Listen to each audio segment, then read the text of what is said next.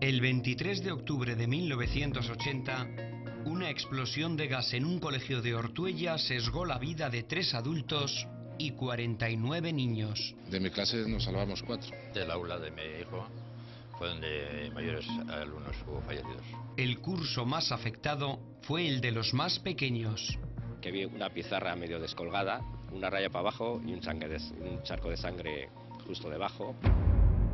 Los críos estaban todos muertos porque los estampó contra el aula de arriba. Y empecé a gritar porque por una rejilla de que veía la falda de mi madre.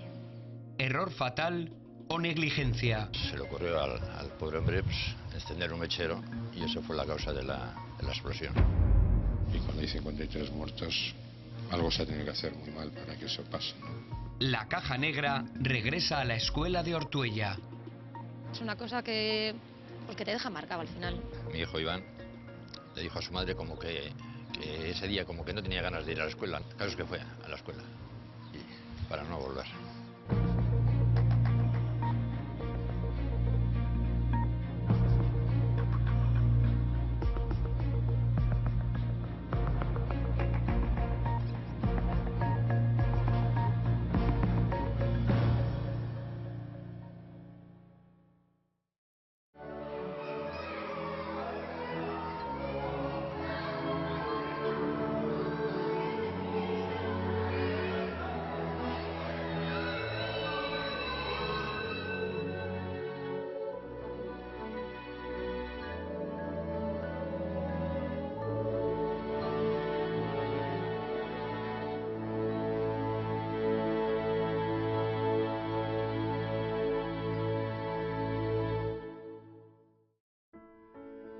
Este es el muro del dolor que recuerda en el cementerio de Ortuella la magnitud de lo ocurrido el 23 de octubre de 1980.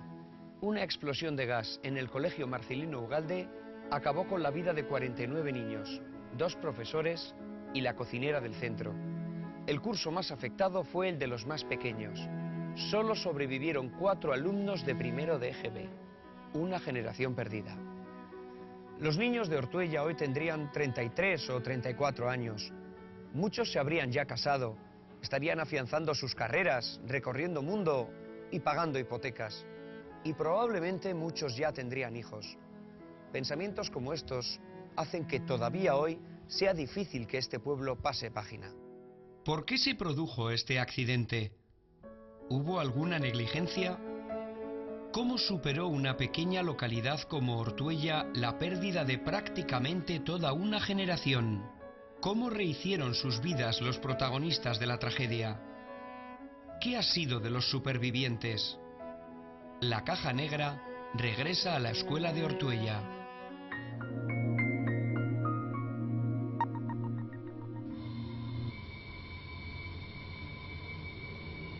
Soy uno de los niños que estuvo en el colegio aquel de Ortuella que explotó. De mi clase nos salvamos 4. Yo iba a primero de EGB, una de las clases más afectadas cuando la explosión de la escuela de Ortuella. Ese día era mi cumpleaños, no lo pude celebrar por lo que pasó, pero ese día ya hacía 6 años.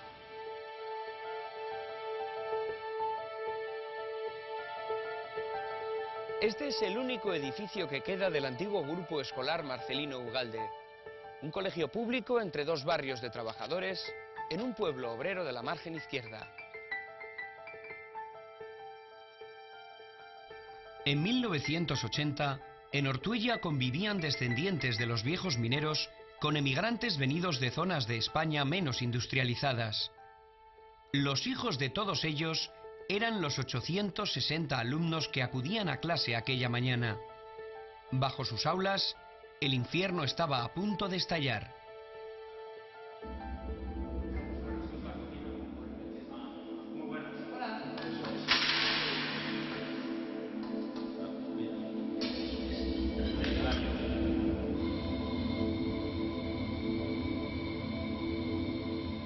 Mi hermano mayor estaría en 6º o 7º y el pequeño podría estar en primero, porque creo que lleva 2 años, estaría en primero de EGB. Le conocí poco, pero bueno, viví años con mis hermanos, además éramos unos hermanos que siempre estábamos muy juntos, muy unidos, entonces, pues bueno, sí que tengo buenos recuerdos. ¿Cómo era Iván, tu hijo? ¿Qué años tenía? 6 años y la verdad es que físicamente destacaba sobre sus compañeros. Era alto, fuerte, bastante fuerte, un mocetón era. El aula de mi hijo fue donde mayores alumnos hubo fallecidos. No sé si fueron los 48 del aula esta, pero sí fue el aula más afectada, sí.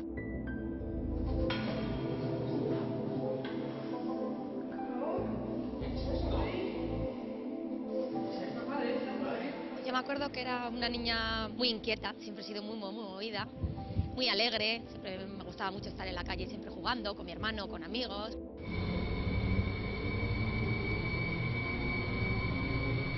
Estaba todo el día jugando en el pasillo de casa y luego pues con los compañeros, con los amigos a fútbol. Estábamos pues jugando todo el día. Sí recuerdo del pequeño grupito que teníamos, que sí que fallecer.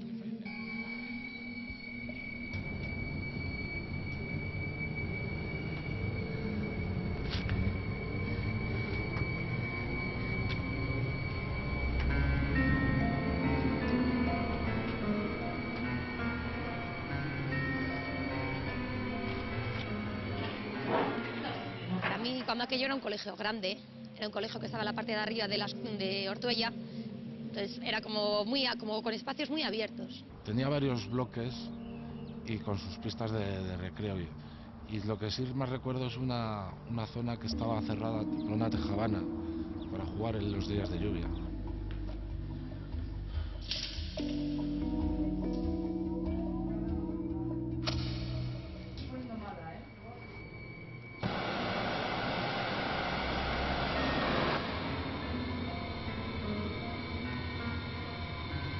Habíamos llegado como la tercera parte de la plantilla, habíamos llegado nuevos en un concurso de traslado con una media muy joven, con muy buen ambiente entre los compañeros. Jugábamos unos partidos de fútbol después de las 5 en el patio y haciendo muchas cosas nuevas ese año en el centro.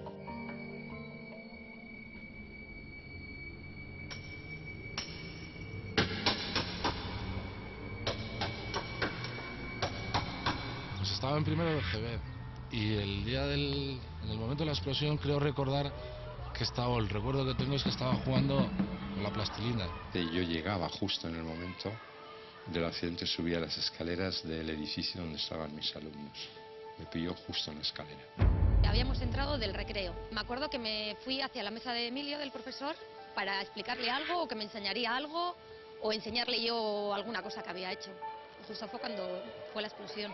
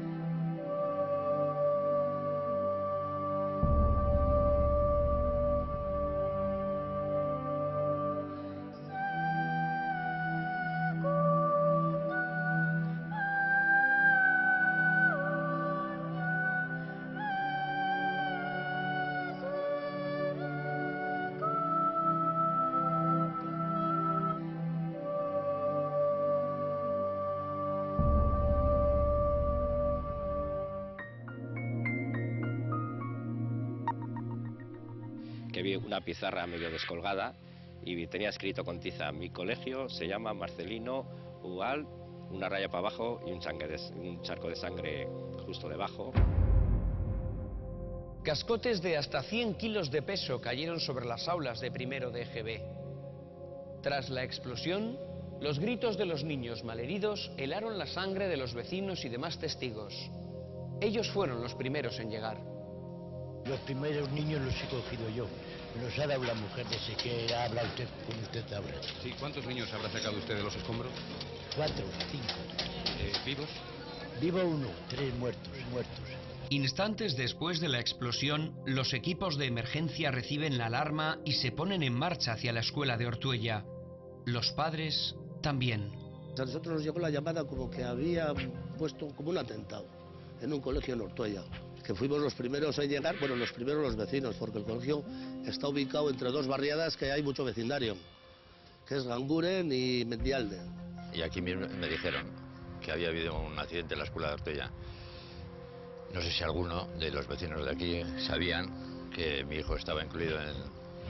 No sé si lo sabrían. El caso es que trataron de calmarme un poco porque yo me empecé a poner nervioso y tal. Y bueno, todo mi interés era en ir a las escuelas, a ver. Mi padre estaba trabajando, mi madre estaba cocinando y oyó la explosión, pero pensó que era de una cantera que había al lado.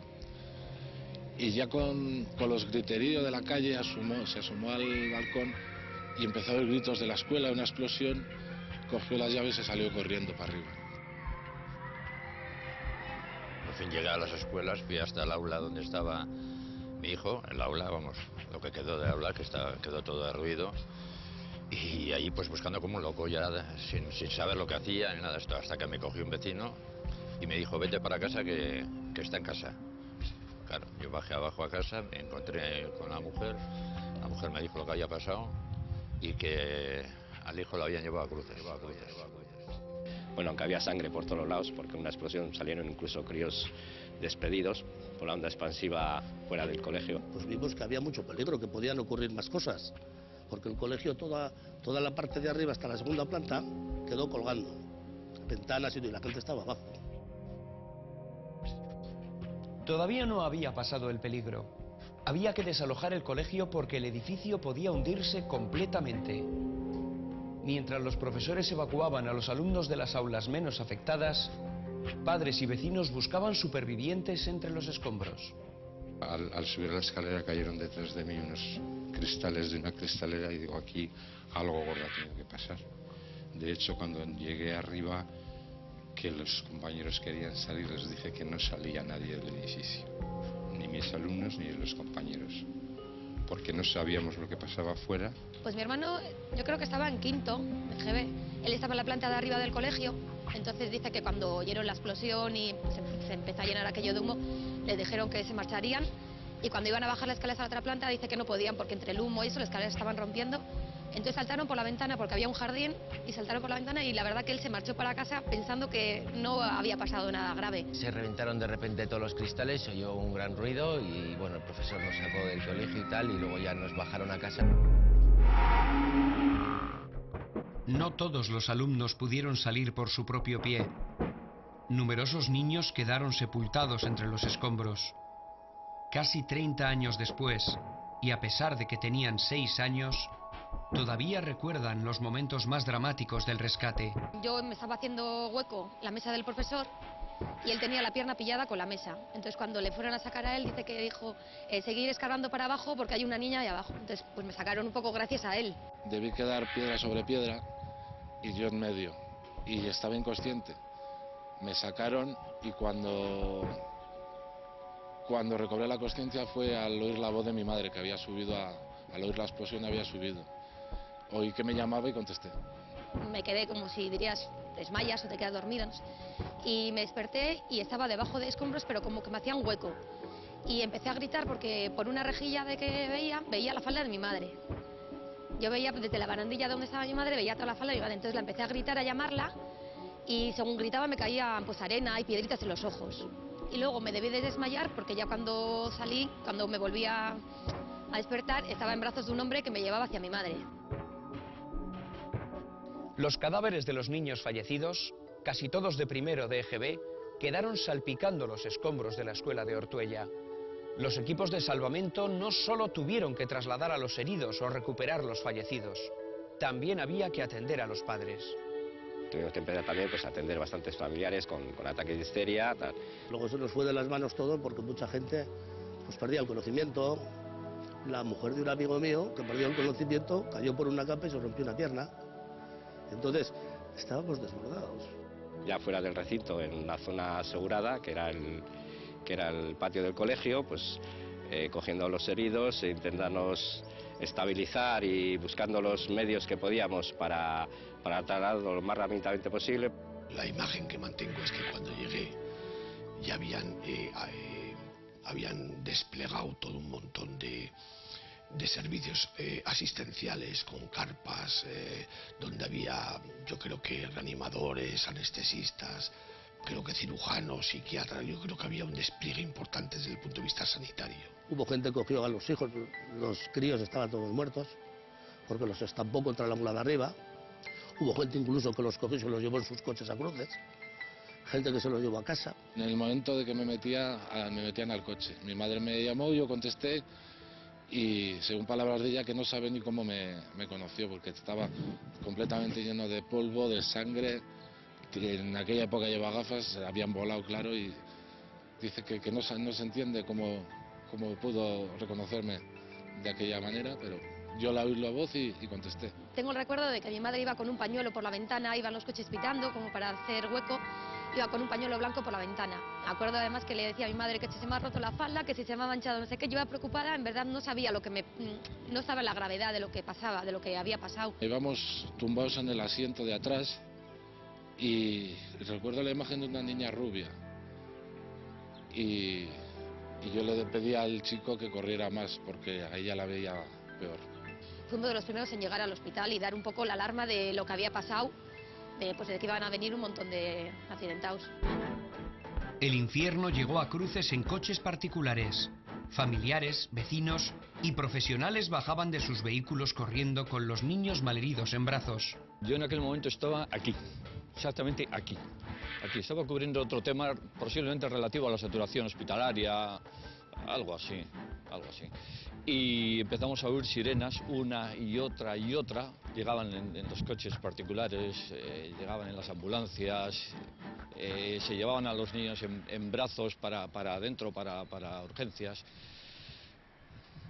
por los pasillos, y los que no había solución, pues los llevaron abajo a una sala. O sea, hubo 50 heridos recuperables, vamos a decir. Hubo 52 víctimas que fueron, vamos a decir, prácticamente casi al momento, menos unos 10 o 12 que fueron graves, que fallecieron al poco tiempo durante el traslado o luego en los diferentes centros hospitalarios. Aquella catástrofe fue una combinación de lo que es una explosión con un derrumbamiento y por lo tanto se veían lesiones de ambos tipos, ¿no? Sobre todo de destrozos por aplastamiento, de que cayeron pues tabiques, techos, etcétera, y también lo que es propiamente del blast de la explosión, ¿no? Entonces pues había cuerpos aplastados, a veces deformes. Había llegado el momento más difícil. Era hora de identificar los cadáveres. Los forenses se enfrentaban a una morgue llena de niños de tan solo 5 y 6 años. Los padres, sedados, esperaban en los pasillos. Pues fundamentalmente al principio es hacer la recepción, la clasificación de los cuerpos que entraban y el ir filtrando el paso de los familiares, padres fundamentalmente, para la identificación, tanto por rasgos físicos como por elementos de ropa que todavía eran cadáveres en ese aspecto todavía reconocibles, y facilitar esa inspección dentro que fuese lo menos traumática posible, teniendo en cuenta que todos ellos llegaban normalmente medicados, es decir, venían con una tira de esparadrapo puesta en el hombro que ponían sedados, y habían sido medicados para las labores de identificación. Nadie nos dijeron que había fallecido hasta que llegamos a Cruces. ¿Pero te encargaste tú del reconocimiento de su cuerpo? Sí.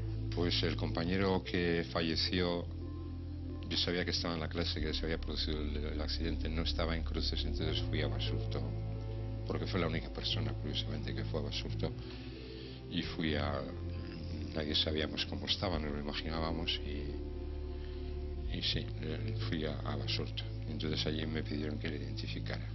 Recuerdo una identificación, la tengo ahí como un flash. Era un crío que estaba vestido, creo recordar, con un jersey, una prenda superior amarilla y luego un pantalón oscuro.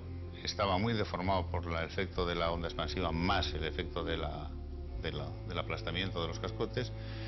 Y creo recordar que se llevaron la ropa para poderlo identificar, para comprobar que esa ropa faltaba en el domicilio.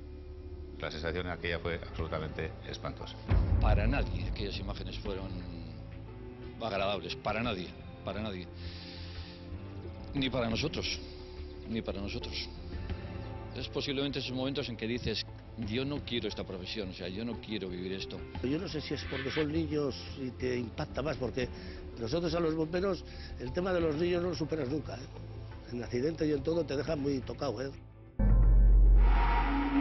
Los medios de comunicación llevaron el dolor de Ortuella muy lejos de este pueblo de la margen izquierda. La conmoción por la tragedia sufrida por estas familias desató una ola de solidaridad sin precedentes. Todos sentimos la necesidad de compensar esa tragedia, ese dolor, y lo hacemos ayudando en lo que podemos. Si yo ayudo, si estoy ahí, parece como si no pudiera ocurrirme a mí lo que le ha ocurrido a estas personas. Yo, como ha salido la noticia, pues eso, dentro de la desgracia, pues que la niña que había hecho los años había salvado, recibí un montón de cartas de gente de toda España, de distintos sitios. Y durante unos años me estuve carteando, y luego, bueno, con el que más seguí, con un chico que era cura, se había hecho cura, y era jovencito, y hacía él los años el mismo día que yo. Ortuella se quedó pequeño para tanto dolor. Todo el que conoció la noticia sintió como suyo el drama de estas familias que habían perdido a sus hijos. Se trataba de niños pequeños además, fueron muchos, ocurrió en una escuela, también en un pueblo pequeño, en el que vivía mucha gente trabajadora, ¿no? Nos hemos hecho a la idea de que los niños no mueren, los niños no enferman, la escuela es un lugar seguro. Sobre todo si yo soy una persona honesta, si cumplo con las normas, si soy trabajadora, a la larga, al final, tendré una recompensa, ¿no? Y sin embargo, vemos que en Ortuella todo eso, como comentaba antes, desapareció, ¿no? Tras la tragedia, la despedida. Vecinos, autoridades, todo el mundo quería estar junto a los padres y familiares de los niños de Ortuella en el funeral. Por ello, en previsión del gran número de asistentes, se organizó este acto en las naves de los antiguos talleres Noguera. Nadie hablaba, solo se oían los pasos de la gente dirigiéndose a la nave industrial, por aquellas cuestas, ahí en aquella vaguada, aquella empresa. Era un ambiente terriblemente tenso, de emoción, mucha emoción. Aquel olor de la fábrica era... Fíjate que funeral hubo, las autoridades, todo. Nosotros de los que estuvimos ahí no fuimos ninguno, ¿eh? Otro momento muy emotivo fue el entierro multitudinario de los 49 alumnos muertos. Yo no fui, yo no pude ir. ¿No pudiste ir? No pude. Tengo un pesar bastante grande de no haber podido ir a despedir a mi hijo, pero es que en aquel momento estaba tan sumamente hundido que no estaba en condiciones de... Es que no salí de casa, vamos, en la cama, hundido, pero hundido, en todos los sentidos. Tras el funeral, las familias volvieron al vacío de sus casas. Cada segundo de silencio delataba la ausencia de los niños que habían fallecido. Una pregunta atormentaba a los padres. ¿Por qué? A pesar del dolor infinito, decidieron organizarse y buscar respuestas. Se creó una comisión de investigación porque se suponía que se habían hecho cosas mal, ¿no? Entonces había representación del ayuntamiento, representación de los padres, que había 2 padres, representación de los profesores, estábamos 2, y luego había también algún miembro de las empresas industriales implicadas. Los padres afectados creamos una comisión porque lo que queríamos saber eran las causas, el motivo por la explosión, ¿no? Porque de tipo los comentarios que había, que si un atentado de ETA, que si no sé qué. Una vez más, las primeras sospechas apuntaban a ETA. En un principio todos pensaron que el colegio Marcelino Ugalde había sufrido un atentado terrorista. Yo recuerdo que cuando se nos pasó el aviso, pues decían que había una explosión, se pensaba que era una bomba, que era un atentado. Una vez que lo vimos ya sabíamos que no era un atentado. Que luego se tardó muchísimo en decir que no era un atentado. Pero bueno, se veía claro. Se veía claro que no, allí no había habido más que lo que había. Sí, he viajado por ahí. Sí. Y cuando surge el comentario, el tema pues de Ortuella y tal.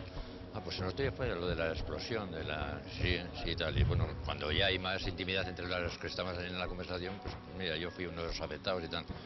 Joder, ¿y aquello cómo lo llevas y tal? Una bomba de ETA. ¿Pero cómo que una bomba? ¿Cómo se puede dar ese tipo de información? No fue un atentado. La explosión de la escuela de Ortuella fue debida a un escape de gas. ¿Por qué nadie lo detectó a tiempo? ¿Hubo alguna negligencia? Los padres necesitaban saberlo. El perito contratado por la Asociación de Padres confirmó que la explosión se debió a una acumulación de gas propano en los sótanos del colegio. Los trabajos del fontanero fueron el detonante, pero fueron varias las causas de la tragedia, entre ellas la propia construcción del colegio. Este edificio correspondía a unos, no prefabricados, porque no prefabricados, unos módulos que hizo en su momento, proyectó, supongo, el Ministerio de Educación de entonces. Entonces era un tipo de edificación estándar, para todos los lados. Y claro, daba igual si era un sitio plano o si era una ladera. Entonces, por una zona estaba más enterrado que por otra. Y por supuesto, en esa zona donde está enterrado más el edificio, pues por ahí no puede haber ventilación ni nada de eso. Los bajos del colegio estaban hechos sobre un terreno irregular, pero con un muro de hormigón muy ancho, un muro de hormigón bastante ancho. Entonces la deflagración corrió, pues de punta a punta del colegio habría igual 50 metros. Y corrió hasta la otra punta del colegio. Y al no encontrar salida por los muros de hormigón, ahí es donde no encontró salida, ahí es donde vino la explosión. Fugó por una tubería que se perforó debido pues a la corrosión y debido al tiempo de envejecimiento que tenía la tubería, y lo que provocó fue que buscara el camino más fácil en descenso hacia el lugar donde se acumuló. El informe pericial determinaba que una tubería presentaba dos pequeños agujeros en la parte enterrada. La humedad, las pequeñas piedras existentes en el fondo arenoso y la acción de la electricidad de un cableado cercano se conjugaron de manera fatal en Ortuella. Bueno, el gas propano pues tiene un cierto nivel de peligrosidad como todos los tipos de gases combustibles. Si bien en este caso, al ser un gas que es más pesado que el aire, es decir, que se deposita en las partes bajas, entonces pues su nivel de peligrosidad es superior. El gas y el agua pues se comportan de forma similar, ¿no? Busca el camino más fácil para desplazarse, y en este caso pues buscó pues una tubería para poder llegar a conducir pues a un sótano, ¿no? Había una serie de trabajos mal acabados. Por ejemplo, pues la farola donde coge la luz por el suelo, el cable no estaba bien recibida, entonces eso facilitó que entrara el gas al tubo de plástico que protege el cable de luz, y por ahí es donde entró el gas al sótano. ¿Por qué ese gas estaba ahí? Porque no se había hecho bien la conducción de gas. La tragedia podría haberse evitado si la conducción de gas se hubiera hecho con protección catódica, que evita la corrosión por acción de la electricidad. A pesar de que era un sistema conocido en 1980, su uso no era obligatorio para instalaciones no industriales. El motivo, por su elevado coste. La de gas va por aquí, paralela. Y resulta que aquí y aquí pues se produjo la corrosión, fíjate, paralelo a la línea. Y a partir de la explosión que hubo en Ortuella, esto sí es cierto que cambió la legislación, se dotó a las instalaciones de protección catódica, ¿no?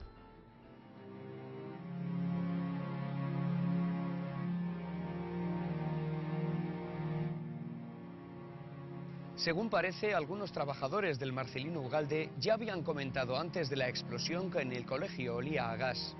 Sin embargo, no se detectó la fuga. Luego comentando con gente del colegio, porque luego, claro, pues, se comentó, se hicieron inspecciones, y ellos habían dicho que los servicios olían mucho, que lo habían achacado a los pozos sépticos. Y claro, eso venía todo de lo mismo. Eso venía todo de la bolsa de gas que se estuvo, qué sé yo el tiempo que tardaría en almacenarse, pero estaría tiempo almacenándose allí, El gas propano es inodoro, es decir, no huele, pero claro, como eso es un peligro, pues los fabricantes lo mezclan con un producto que huele, vamos, tú haces las pitas y de gas y huele fatal. Aunque quedó en duda en la etapa de la investigación si estaba odorizado o no, pero yo que tengo una experiencia de 20 años en el gas, o sea, no me he encontrado ningún gas propano que no huela. Según la investigación encargada por la Comisión de Padres, la filtración del gas a través de la tierra pudo hacer que el gas perdiera parte de la sustancia odorizante, lo que explicaría que nadie detectara la presencia del propano. Filtrado o no, el operario no olió el gas y encendió la cerilla que produjo la deflagración.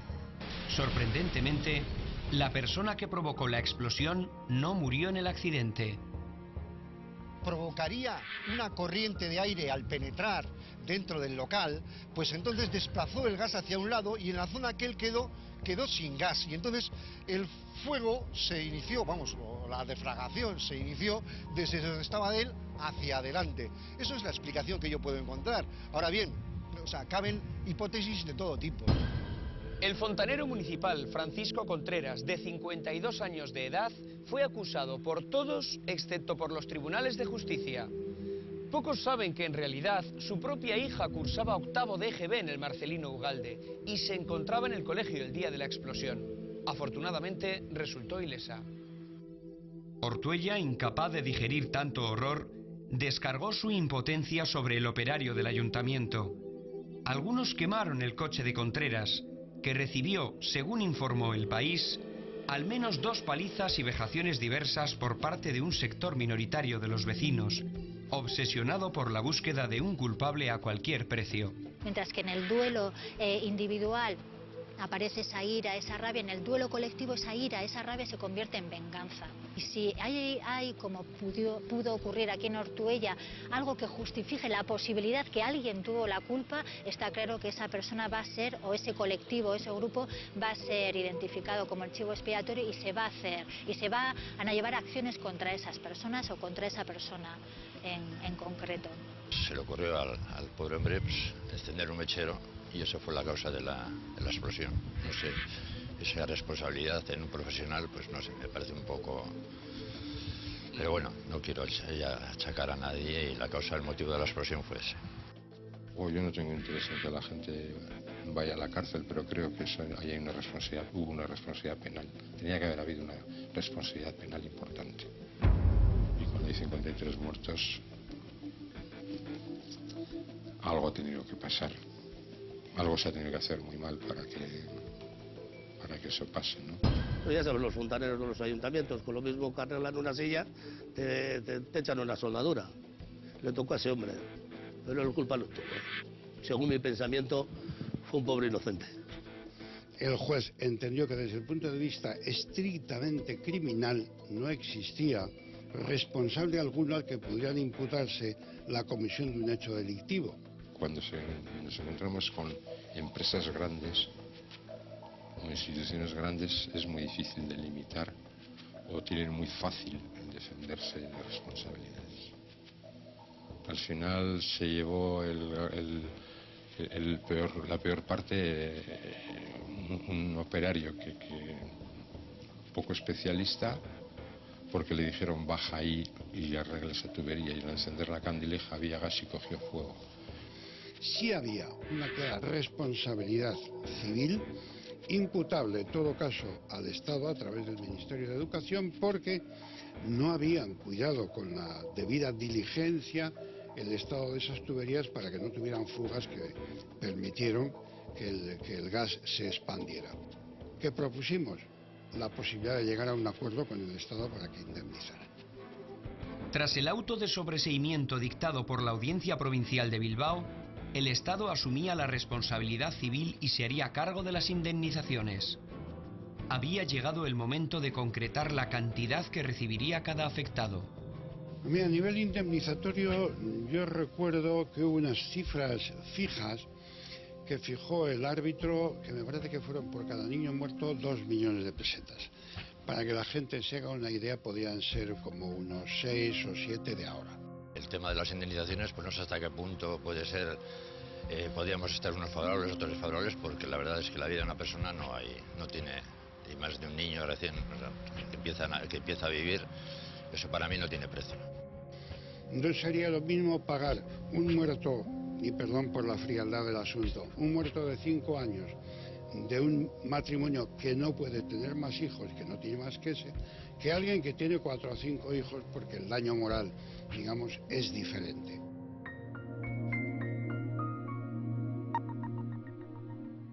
Los alumnos supervivientes habían visto con sus ojos de niño más horror del que un adulto es capaz de soportar en toda su vida. Pero ¿cómo se ayudó a estos críos a superar la explosión de Ortuella? ¿Qué tipo de apoyo psicológico se les dio para evitar que tuvieran traumas que pusieran en peligro su desarrollo? Yo no tengo recuerdo de que nos dieran alguna especie de charla para explicarlo. Sí que nos llevaron, por lo menos a mí, a un psicólogo para ver si te había quedado algún trauma, porque con esa corta edad pues no eres consciente. No tuve ayuda psicológica. Yo pienso que nosotros lo vimos de otra forma.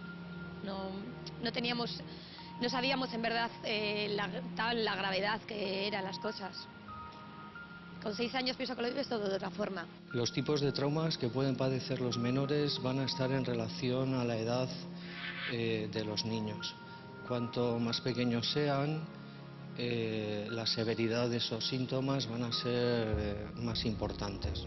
¿Tú crees que esto te ha marcado en algo para tu vida? ¿Quizá te hizo madurar antes? Sí que me cambiaría en algo. Mi mamá por lo menos dice que sí, que mi personalidad pues cambió mucho, ¿no? Pero bueno, yo no lo sé, desde luego. Esa parte de mi vida la tengo muy olvidada, o sea, es una cosa que ha quedado ahí en vilo.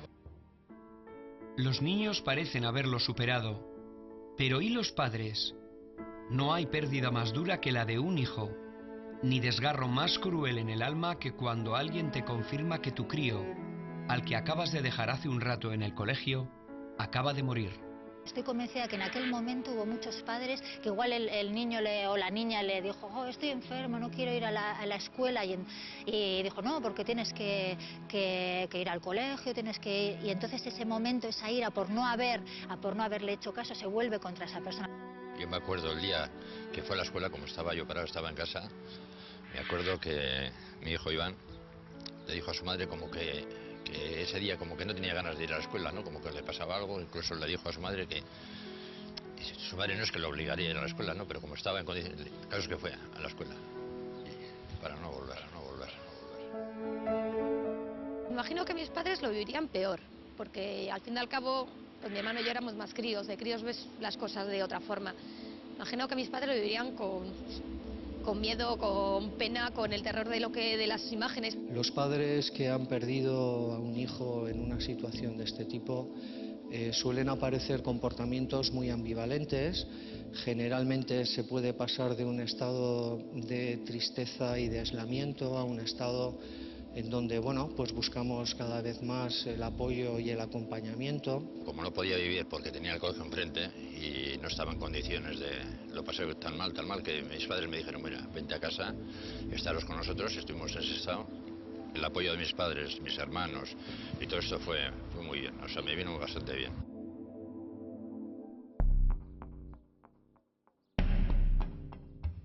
Aquí vivía la mayoría de las familias afectadas por la catástrofe de Ortuella. No es fácil superar la pérdida de un hijo. A veces se resiente hasta la vida en pareja. En sus casas, en estos hogares, también tuvieron que empezar a recomponer sus relaciones familiares.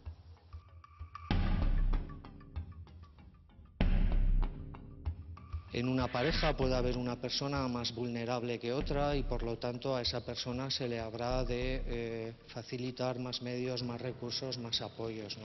Aparentemente es un poco más dura que yo.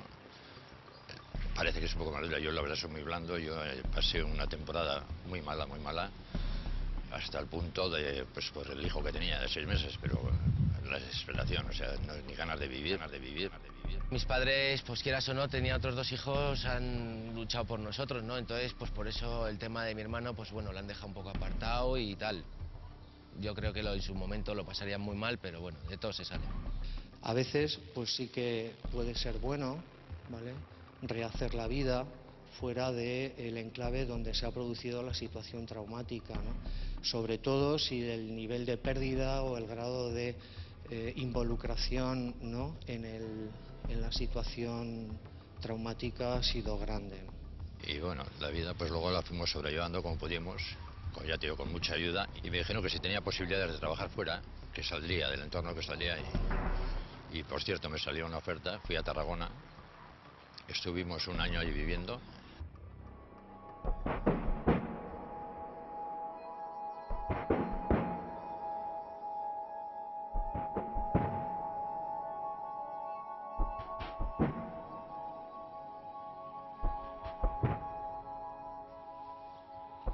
Poco a poco la atención de los medios de comunicación y la solidaridad de las gentes fueron abandonando las calles de Ortuella.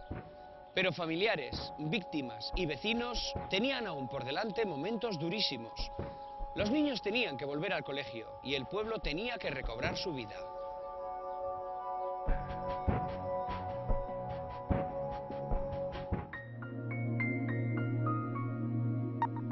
La incorporación a clases tardó bastante porque se hacían dependencias del pueblo que nos cedían. Por ejemplo, a mí me cedieron 2 horas de 9 a 11, pues en un pequeño habitáculo en el hogar del jubilado de la Caja de Ahorros para poder dar clase de 9 a 11 a un grupo, porque yo marchaba a las 11 y entraba otro grupo allí. Me reincorporé a las clases casi al final del curso. Todavía no estaba hecho el colegio, entonces nos dividieron en distintos sitios. Y a mí, por ejemplo, me tocó en un sitio donde se daba la catequesis. Nos fueron repartiendo por distintos colegios de la zona o haciendo como apaños. Nosotros estuvimos 4 o 5, pues igual 6 más, 6, 7 personas en la casa del cura y en Ortuella, y nos daban clase hasta que hicieron las escuelas prefabricadas. Pues, hombre, como nos íbamos reincorporando poco a poco, pues sí, hombre, sí que vas notando, pero que te enteras pues en casa y esto, pues, de que hay niños de que han fallecido.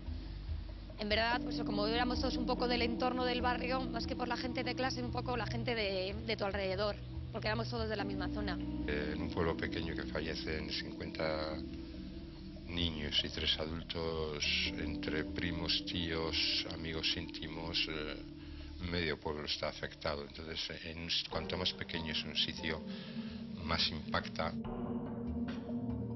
Este centro de salud mental fue abierto a raíz de la explosión. Todos los vecinos de Ortuella fueron, en distinto grado, víctimas del Marcelino Ugalde. Pero ¿cómo superó este pequeño pueblo la pérdida de prácticamente una generación? Mueren 50 críos en un pueblo, que es más de la mitad de los chiquillos de esa edad. El año que hicieron la comunión esos chavales estarían 4 o 5 que de alguna manera la colectividad ha tratado de llenar ese vacío, de encontrar a esa generación perdida a través de la natalidad. En el año siguiente a la tragedia, en 1981, los nacimientos en Ortuella prácticamente se duplicaron. Pasaron de 154 a 324 y ya al año siguiente volvió a tener la misma magnitud, 160. Es como si tratáramos de hacer revivir de nuevo a través de esos nuevos niños a los que perdimos. El pueblo pues estuvo, no sé, yo creo que todavía no ha levantado ni cabeza. Hay gente todavía que psicológicamente está muy mal. Hay gente que perdió 2 hijos allí, ¿eh? Hay gente todavía que lo está pasando muy mal, ¿eh? Y eso que han pasado 28 años ya, ¿eh? Una tragedia de esta magnitud crea como una especie de círculos concéntricos, ¿no? ¿Eso qué significa? Que las personas que están más cerca de la tragedia, las más vinculadas, como fueron los familiares directos, son los que más sufren. Y ese sufrimiento, de alguna manera, se va ampliando después a la familia extensa, a los vecinos, a la comunidad y, por último, a la sociedad. De los niños de España a los niños de Ortuella. Así reza la inscripción de la Rosa Truncada, el monumento que recuerda la tragedia del Marcelino Ugalde, un lugar por el que casi todos los días pasan las familias de las víctimas y también los supervivientes. Pues un símbolo para que cada vez que pases o cada vez que vaya alguien de visita lo veas y le explicas que hay en verdad una catástrofe, pasó algo. Pues hombre, yo de arte no entiendo, pero es una especie de conmemorar, de recordar a toda esa gente que murió y que no se le olvide, se le olvide. ¿Qué te parece el monumento La Rosa Truncada? Pues es una cosa que no sé, no me ha parecido nunca, no está muy conforme con ello. Sí que es una flor truncada, la flor de la vida, los críos y tal, tiene su simbolismo y tal, pero no sé, chico, ya te digo, igual fue por el momento, o sea, por el acontecimiento y el momento y tal, y no lo he superado. Igual en otras condiciones, o sea, si no hubiera sido afectado, pues igual lo hubiera visto bien, ¿no? No es que lo vea mal, pero no sé, no termino de tragarlo. En Ortuella, la memoria de lo que pasó en su escuela hace casi 30 años no está presente solo en este monumento. ¿Cómo se enfrentan las víctimas y sus familias al recuerdo de todo aquello? No es una cosa que se guste comentar en casa, simplemente está ahí, ¿no? Entonces, cuando el día que toca pues se va al cementerio y tal, y alguna vez pues puede comentar mi mamá algo de él, pero poca cosa, o sea, tampoco es una cosa que recordemos. No es un tema que se saque normalmente, más que con normalidad, con tristeza. Es una cosa que, pues, que te deja marcado al final. Iván tenía un hermano de 6 meses Sí. y después tuvisteis una hija. Sí, sí. ¿Ellos alguna vez han querido saber qué pasó con su hermano mayor? Sí, sí, sí. Sí, sí. De hecho, nos han hecho cantidad de preguntas. Tanto uno como el otro, los dos. Y luego, pues bueno, el tiempo y a base de recuerdos, detalles por parte nuestra, por parte de los abuelos, por parte de los tíos y todas las anécdotas y todo esto, pues se han ido alterándose.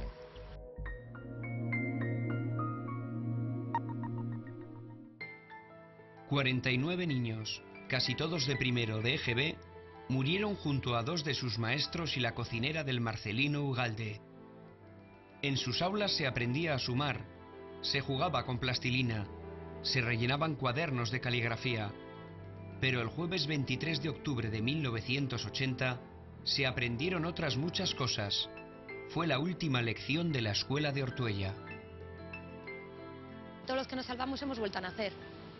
Entonces me siento privilegiada, triste cuando pienso en los niños que se murieron, pero bueno, privilegiada y esperando pues que estas cosas sirvan para que, bueno, no vuelva a pasar nunca más, nunca más.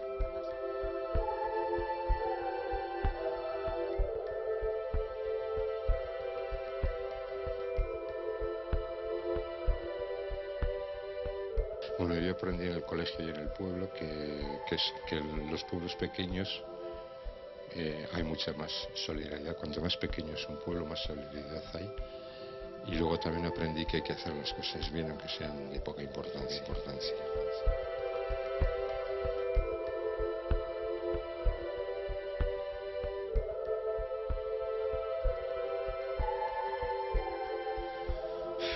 Lección, pues no sé, que en esta vida tenemos que ser más humildes. Que nos puede ocurrir a cualquiera cualquier cosa de esas.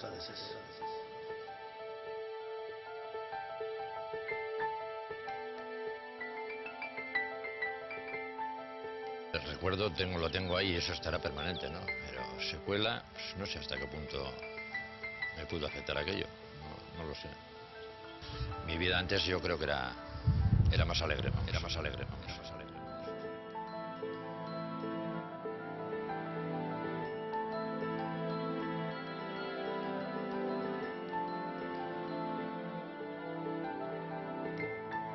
Mi hermano está en el cementerio, voy a visitarlo cuando me da la gana, entonces paso un poco de lo que pueda ser el tema de todo el mundo, de las concentraciones que haya y demás. O sea, vivo en otro mundo, en otro mundo.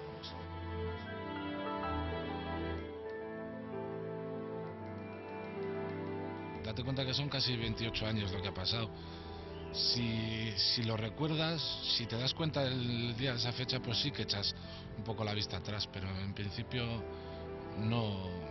Tampoco se trata de olvidar, pero no tienes una vida ya y no.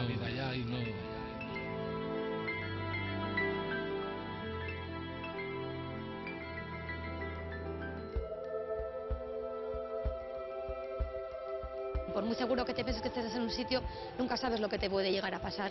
Entonces que hay que intentar aprovechar el día lo máximo posible.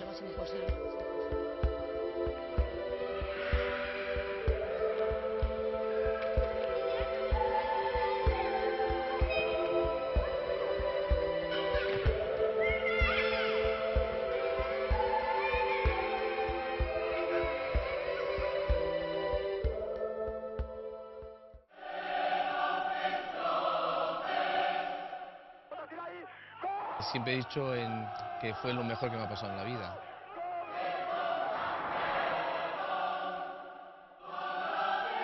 Me sentía muy orgulloso.